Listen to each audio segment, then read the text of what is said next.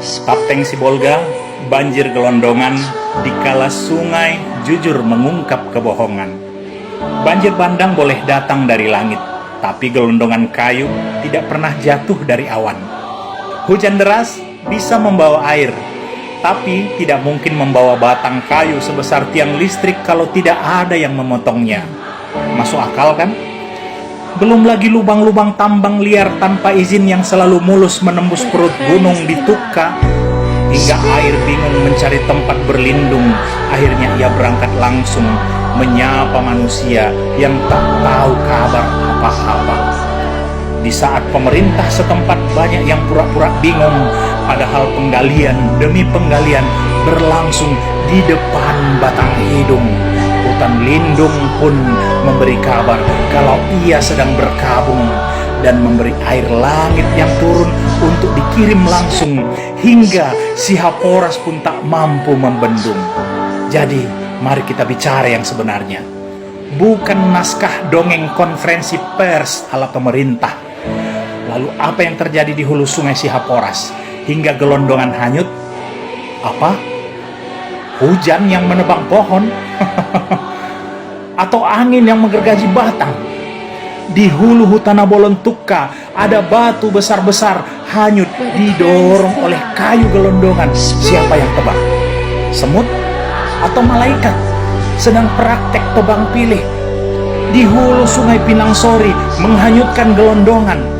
Gelondongan itu bukan ranting kecil, bukan sampah rumah tangga. Itu batang pohon yang memerlukan gergaji mesin, memerlukan izin, dan memerlukan titik-titik. Ya, Anda tahu apa lanjutannya? Apa yang terjadi di hulu sungai sehingga kayu gelondongan nyangkut di jembatan Anggoli, batas Tapteng dan Tapsel, sampai-sampai jembatan bukan lagi infrastruktur publik, tapi berubah fungsi jadi tempat parkir kayu ilegal setiap kali hujan turun. Mana mata? Nampak kan? Dan ini pertanyaan yang tidak boleh lagi dianggap sepele. Ada apa ini Pak Bobi Nasution, Gubernur Sumatera Utara? Sehingga kayu gelondongan besar-besar hanyut di Sungai Batang Toru yang hulu sungainya melewati Taput. Ada apa dengan Taput? Tapsel, ada apa dengan Tapsel? Hingga berujung ke Tapteng, ada apa dengan Tapteng? Hutannya maksud saya. Apa yang sebenarnya terjadi? Apakah banjir bandang sedang mengungkap apa yang selama ini disembunyikan dalam kebohongan? Atau sungai sedang berkata jujur sementara pemerintah sedang sibuk mengarang alasan? Karena wajar kalau air meluap, tapi tidak wajar kalau hulu sungai berubah jadi jalur distribusi kayu ilegal. Tidak wajar kalau batang pohon seukuran pelukan manusia bisa hanyut seperti sampah plastik. Tidak wajar kalau bencana justru membuka buku besar perusakan hutan yang selama ini ditutupi rapi lagi-lagi dengan kebohongan.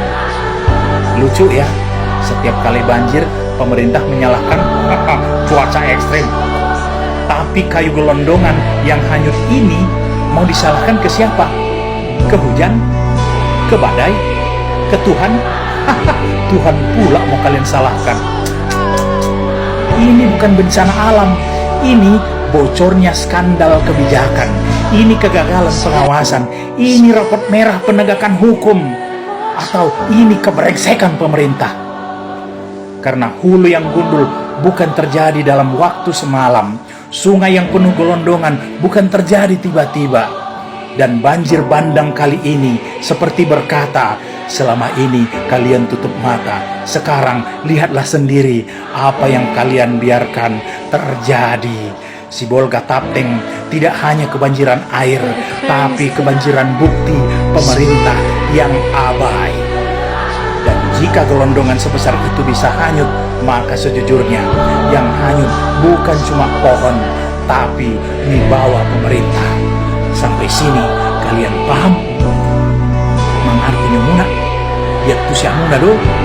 Oh di sana, Horas.